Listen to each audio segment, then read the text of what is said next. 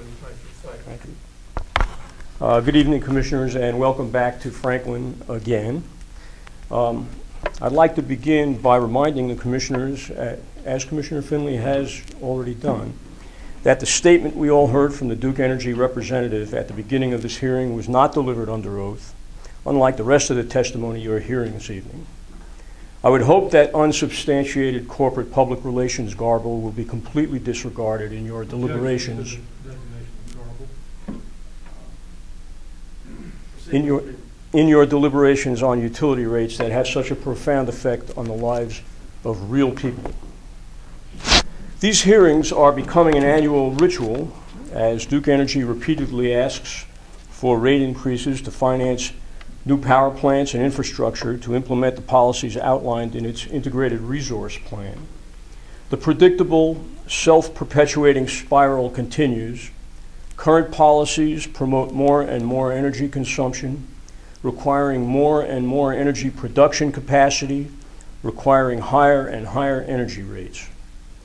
Ratepayers are being forced to finance this wasteful cycle because of a provision of 2007 Senate Bill 3, muscled through the North Carolina General Assembly in 2007 by Duke Energy lobbyists, ending a 25-year ban on charging North Carolina ratepayers for construction work in progress on new power plants.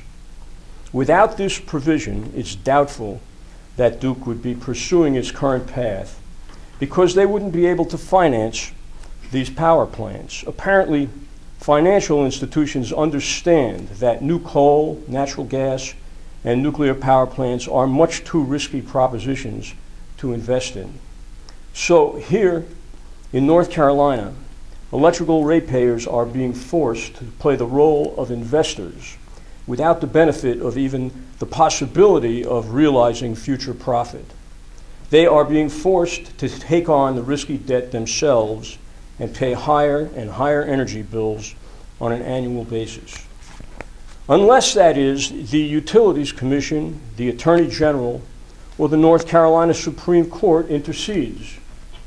As we all know, the Supreme Court has already overturned the rate increase granted to Duke Energy last year. Maybe it's time for the Utilities Commission to pursue a different way of doing things. I want to thank the Utilities Commission for recently rejecting Duke Energy's 2012 Integrated Resource Plan as incomplete and lacking adequate information. The 19 questions you required Duke Energy to answer were very relevant and timely. The first question you asked goes right to the heart of the matter. Would the proposals encompassed within 2011 House Bill 135 result in lower electricity costs for Duke Power's customers? 2011 H135, incidentally, is identical to 2013 House Bill 401, except we had more co-sponsors in the General Assembly this time than in 2011. Those proposals would require the creation of inverted tiered block rate structures, the establishment of an energy efficiency bank for low-interest loans to customers for efficiency and renewable energy projects, and a tax incentive for the purchase of Energy Star-rated electrical appliances. Actually, this question is an exercise in tautology. It's asking if customers were enabled to use much less energy through gains in efficiency, would it lower their energy costs? Of course it would. Similar programs have been established in other states that have already proven the opposite on this.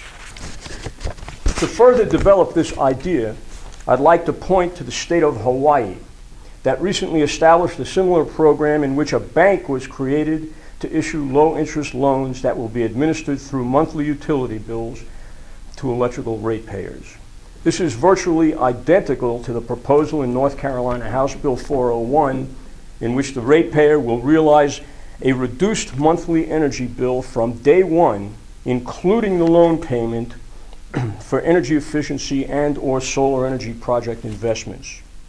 The ratepayer wins, the bank wins, public health wins, and the environment wins as we dramatically reduce energy consumption and greenhouse gas emissions on a statewide basis.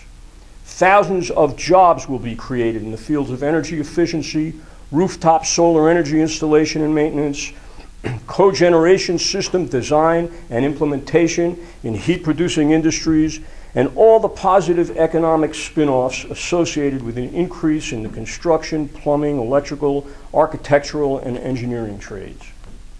An inverted tiered block utility rate billing system combined with an energy efficiency bank to issue low-interest, long-term loans will benefit existing industry in North Carolina as well.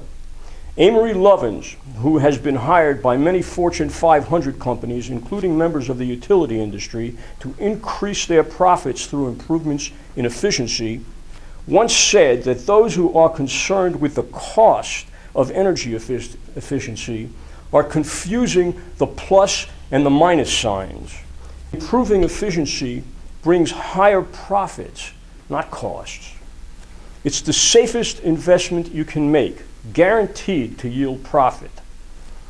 In the system outlined in House Bill 401, industries already operating at maximum efficiency will benefit from lower tiered electrical rates.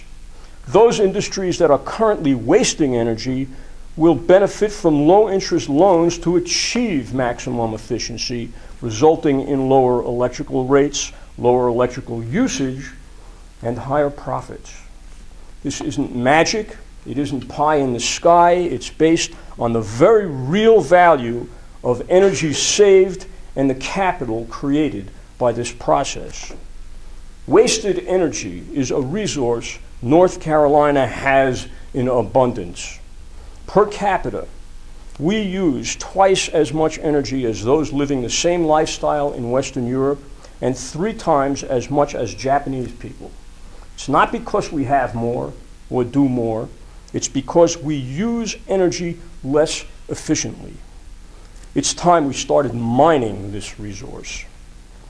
It's encouraging that the Utilities Commission rejected Duke Energy's IRP and used the proposals outlined in the Efficient and Affordable Energy Rates Bill in questioning their lack of vision and consideration in their current plans.